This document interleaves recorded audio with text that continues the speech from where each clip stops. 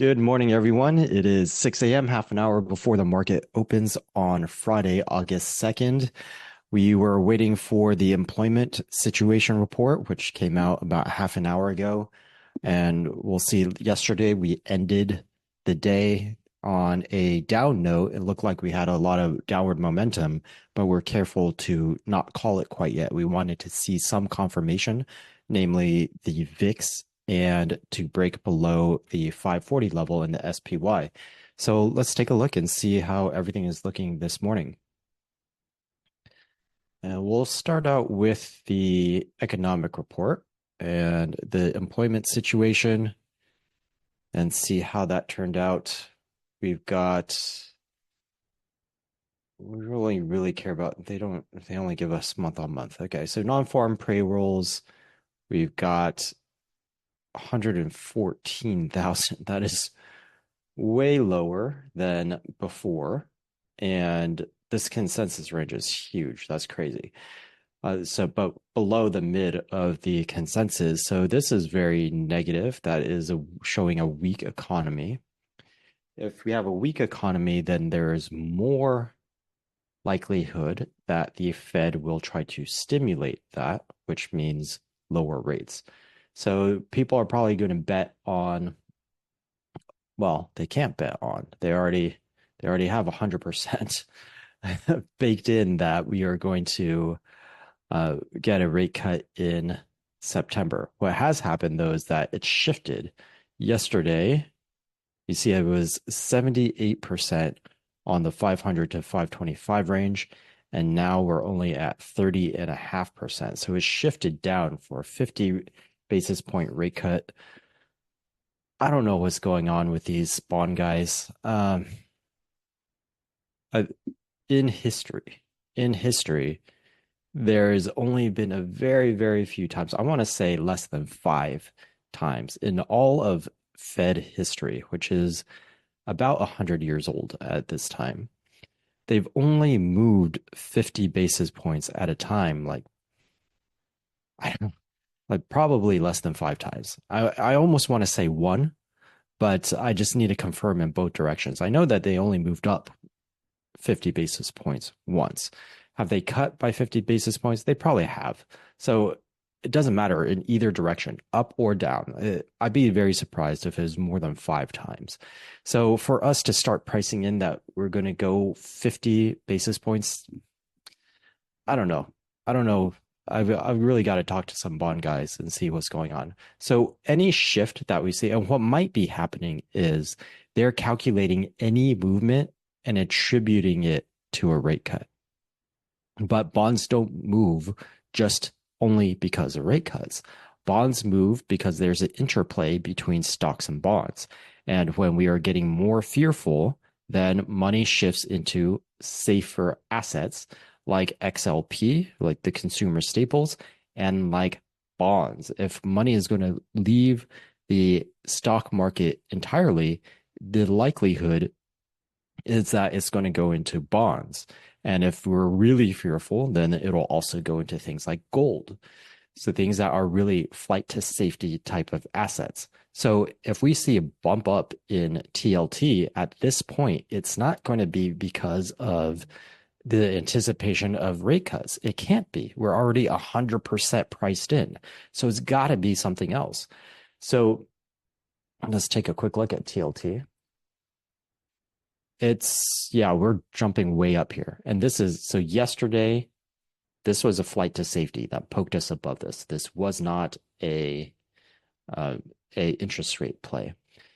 Today's move way up here, that is also not an interest rate play. This is a flight to safety. So it looks like they're calculating just based on movement and not actually probabilities of a rate cut. So I could throw all this out the window now. With the market, no matter what, is anticipating 100% rate cut. Forget about the 50 basis points. Excuse me. So this is moving up because there is fear entering this market.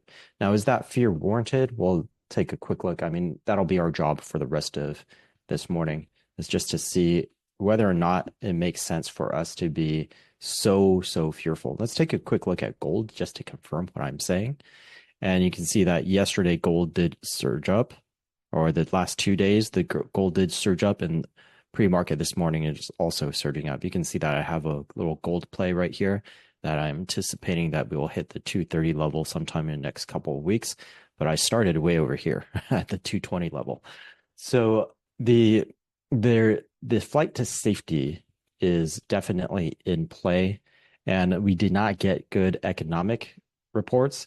And what's interesting is if we didn't get good economic reports before, what happened?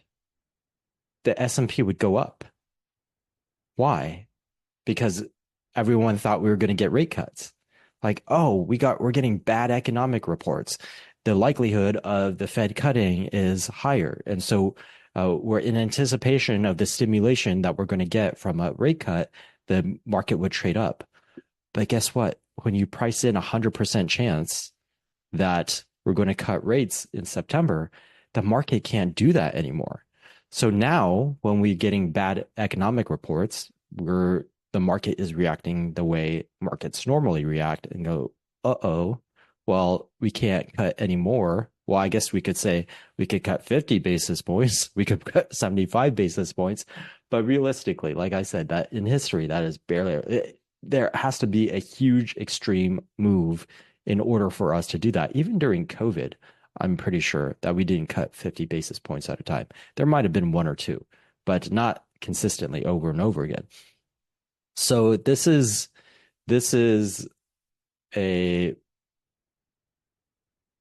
I don't the market cannot no longer just bounce and move upwards when we see bad news in the economic reports.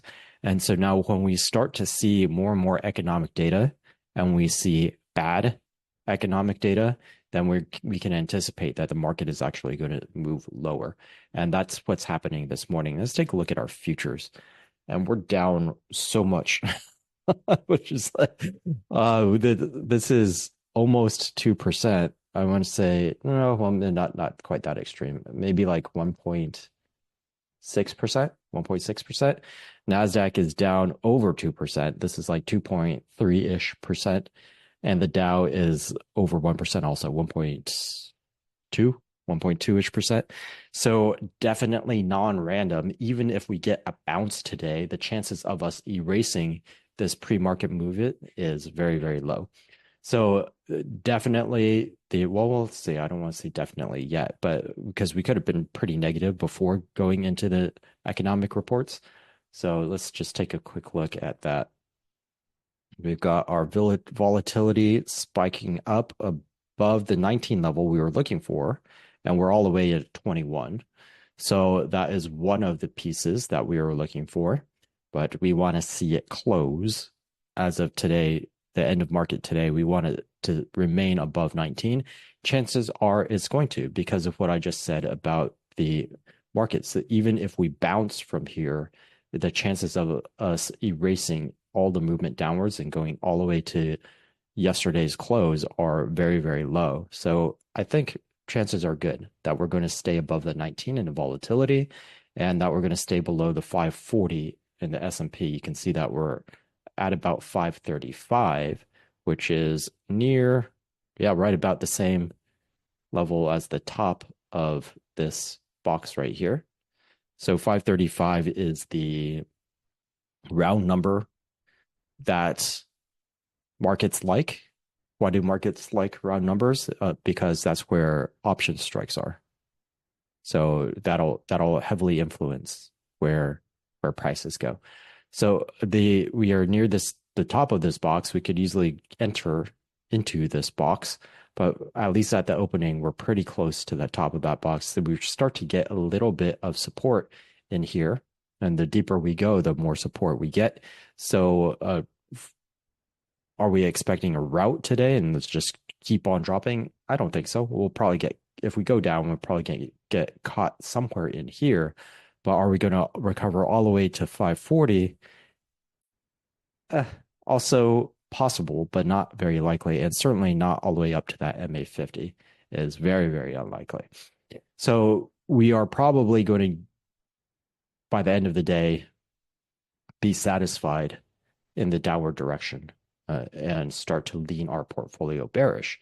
But just notice throughout this period, right, there's a lot of fear, and a lot of people have been losing a lot of money, and a lot of people have been trying to play bounces in the SMH and the QQQ because that's worked for them so well all year. Every time there's even a mean reversion, let alone a pullback, that has served them very well to just buy those dips, and they're suffering right now if they did that again. So by us being in cash all week and maybe throwing on a tail risk trade to the downside, which is what I've been talking about all week, you'd be in a very good position right now, because instead of losing money, if you just stayed in all cash, then you're obviously break even. But if you threw in some of those tail risk trades as well, which are otherwise known as hedges, but you have nothing to hedge against, so they're just tail risk trades, then you're making money in this downward environment. And actually, you're probably making a pretty good percentage, because these large volatility moves, these huge daily ranges, they will throw IV on the options way up. And so not only are you winning and gaining on the movement of the price, you're also winning and gaining on the increase in volatility. So those hedges or those tail risk trades are probably doing very, very well for you. So let me finish over here. The bonds, we can see went up but are coming down. And then the Dow Jones. What out of Dow Jones? QQQ. QQQ. So what we see is already down, but after that economic report, we came down even more. We've since recovered some of it, but probably about half of it. So we did have a reaction to the economic report, the employment status report. The market did not like it, but the majority of this move down was already done before the release of that report. So what do we do from here?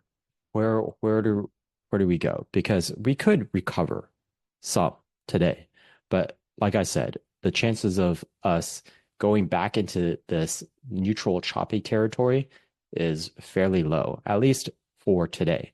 And if we move upward today and then we continue to move upwards on Monday, which is kind of unlikely, it would more likely if it would happen on Tuesday rather than Monday. But let's just say we did. It doesn't matter if it's Monday or Tuesday or today. We come back in this choppy range. It's not that likely. What is more likely is that we trade back up to around the 540 or the MA50 level, and then we reject back downwards. So we would probably test this box, then move back up, and then test the now resistance area right here, and then start moving back down until that supply is satisfied. The fear is satisfied, and we start getting institutions saying, "Hey, let's buy this up. Let's just take advantage of these cheap prices while everyone is afraid." What we're looking at is correction. We're not looking at a bear market. I'm not looking for this to break below the MA200, because even with yesterday's sharp movement downwards, when we looked at our 90-day highs and lows, it was 169, 104. Neither is extreme. They're just, they indicate choppiness, actually. So today, what will probably happen is we'll get fewer of these 90-day highs, more of these 90-day lows. But is it going to shoot up to 400, 500? Probably not. The chances of it doing that in a single day are very low. We might hit like 300, but 400 or 500, like an extreme number of 90-day lows, that is unlikely. So we could have this continue movement and then down and get caught by this support. And if not, then we're looking at the MA 100 is in this box. So the MA 150, or this is actually a VWAP for the entire year, for the year to date VWAP. So Basically, what I'm saying is all of this. I guess I don't know why I could have just looked at a volume profile, and we see is that we have this area right here where it's a very thick area, where but especially between here and here, where there is just a lot of places for us to get caught and for us to prevent us from going down even further. So you can see that the thickest area is where this dotted blue line is and that orange line. And that's what I was just talking about in terms of where we might fall down to. And by the time we fall down here, that MA200 could be up near that area as well. And if not, it's not quite there, then it would just be in that territory. And so we could visit that MA200. And when we look at that, that is just call it a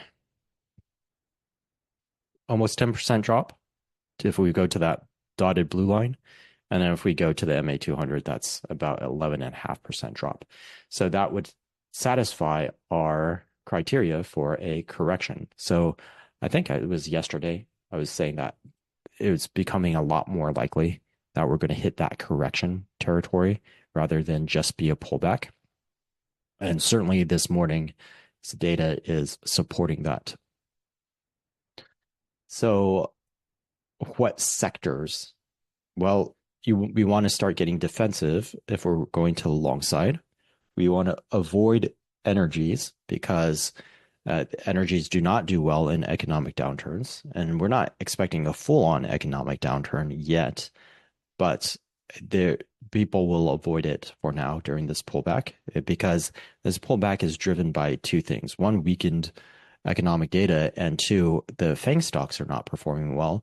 But so let's take a look at that. Apple is down after markets. They reported well. Remember, pre-market.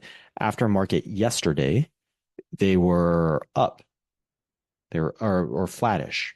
Even though they reported good earnings, they were flat but slightly up. Now they're down. Not huge, but they are down. They're being dragged down by this market. And then we had Amazon, which did not do well post earnings, and now it looks like it's going to open below the MA200, which is terrible news for the overall indices, because if I go and I look at the momentum levels,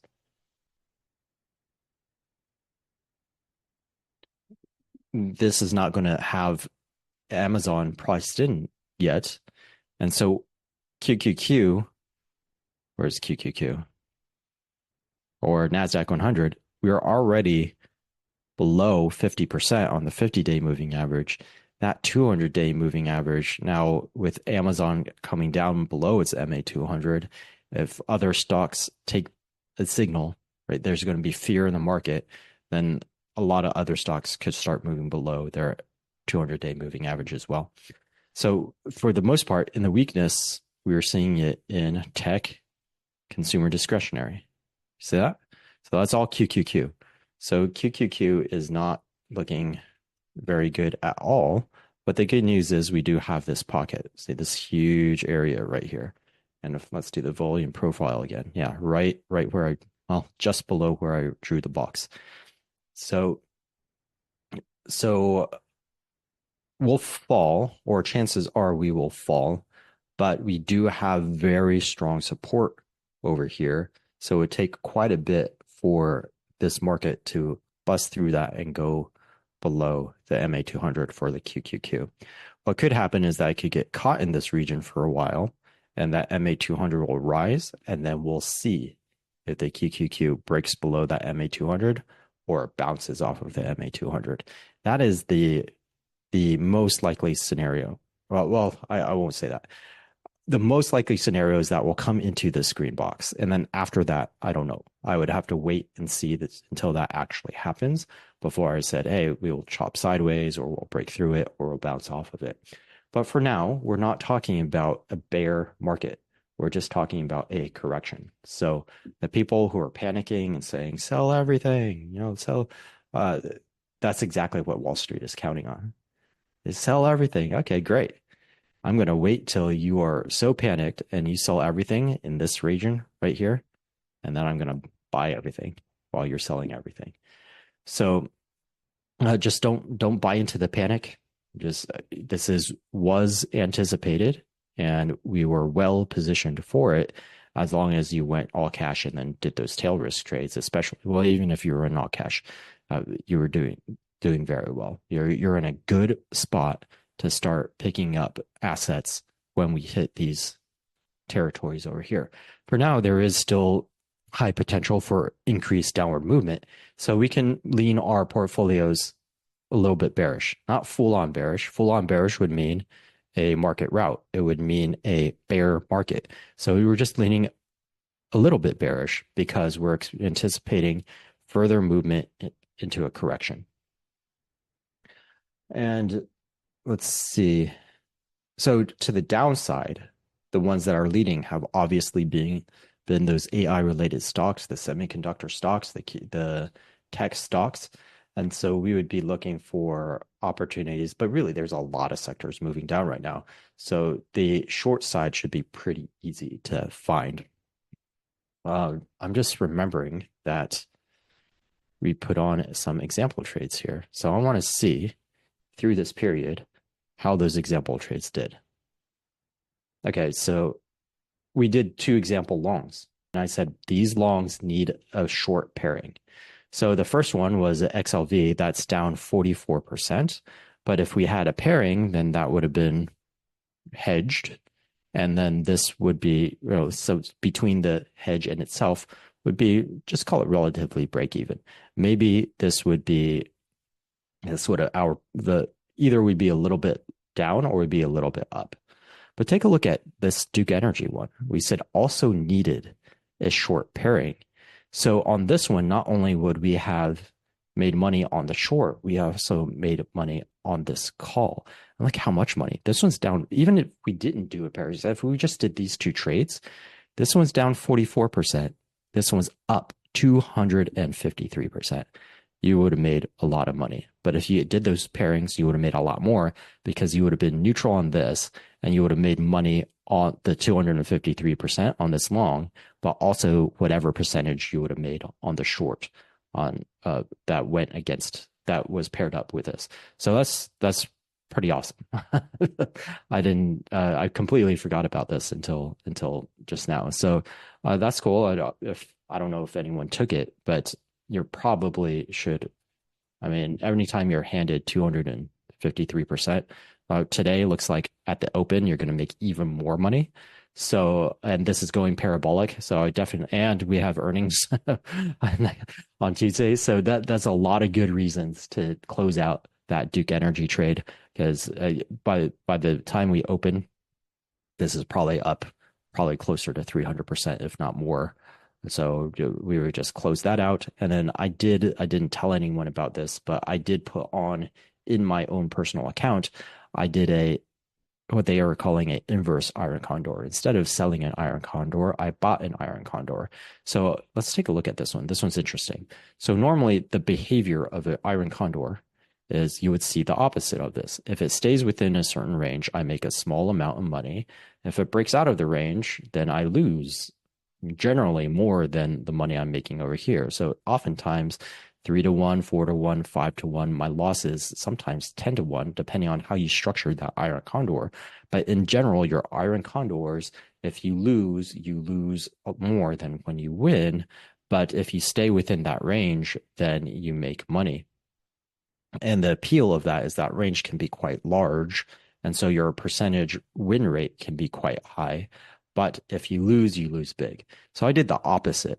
There's this range where I would lose money, but if I win really big. Remember the theme during this time, especially when we have pullbacks, corrections, or bear markets, is high reward to risk ratios. So over here, my max profit was 673 and my max loss was 327. So I've got a 2-to-1 right here. And as long as we moved below, what is this, 541.73 or above 558.27, then I would be making this maximum profit. Or sorry, I would be making money. Those are my break-even points. If we move beyond 535 or 565, then I'd be making the maximum profit. And we were anticipating that after the FOMC announcement, we had a really high potential for a large movement in either direction. I didn't want to pick that direction. My personal feeling was to the downside. I happened to be right, but there was no definitive way for me to actually say, hey, the data is telling me, the market is telling me that it's going to be downside. No, that was just a feeling. So I did this inverse iron condor, and you can see that this morning in the SPY, we are opening around 535, just above 535. This thing is going to be in quite a bit of profit. It closes today. So 535.5, we're very close to the maximum profit. This is something that I would just close out right away. And I made almost, well, actually, I could have made basically close to 100%. So if we look before the movement today, even as it closed last night, it was already up 34%. Now we're probably at like 90+%. And actually, no, we're probably close. We got to be 200%. We're very close to 200% because we're at that edge of 535. So if we 535.65, let's just say. So that's a little bit, okay, 535.48, that's where we're opening up. So $625 versus the maximum potential of 673. This is something that I would just close out. And so that's almost 200% on the max loss. So hopefully you're learning. Hopefully you're seeing how we can take advantage and how we play with the reward risk ratios, how we're very careful about how we allocate our portfolios, especially in downturns. And we, with a very small allocations in downturns, so basically we're not risking very much, but we're still able to make really, really good returns. So we're making at least as much as we are during the upside movement, but we're putting less capital at risk because it is a risky environment and we do have a lot of volatility and we can get like all week we've been whipsawed back and forth until today we finally have two in the same direction, and that is causing us to have confidence in the continued downward movement. We could whipsaw right back. Like I said, we hit a certain level, we could pop right back up and just test that 540 or the MA50. And then our expectation is that the higher probability would be that we go back down. So there is going to be a lot of whipsawing back and forth over here, but there also makes for a lot of short-term opportunity. Okay, so today we're just going to see how this all plays out. Again, we're very unlikely to recover completely, even if this goes up. And if it does go up, then I'm going to be looking for shorting opportunities over the weekend. And if it goes down, that's going to be a harder call. It just depends on how far down we go, because we could hit a pocket of support. That doesn't mean that we'll bounce off of the support. It could mean that we get stuck in the support. So we'd have to evaluate a lot more carefully. We can't make any decisions ahead of time in the case that we do move downwards. And we are less than 2 minutes away from the market open. I just had a lot to say. So I'm going to leave you guys to prepare for the market open. Have a wonderful rest of your day. And as a reminder, we don't have post-market analysis on Friday. So have a beautiful weekend, and I will see you on Monday.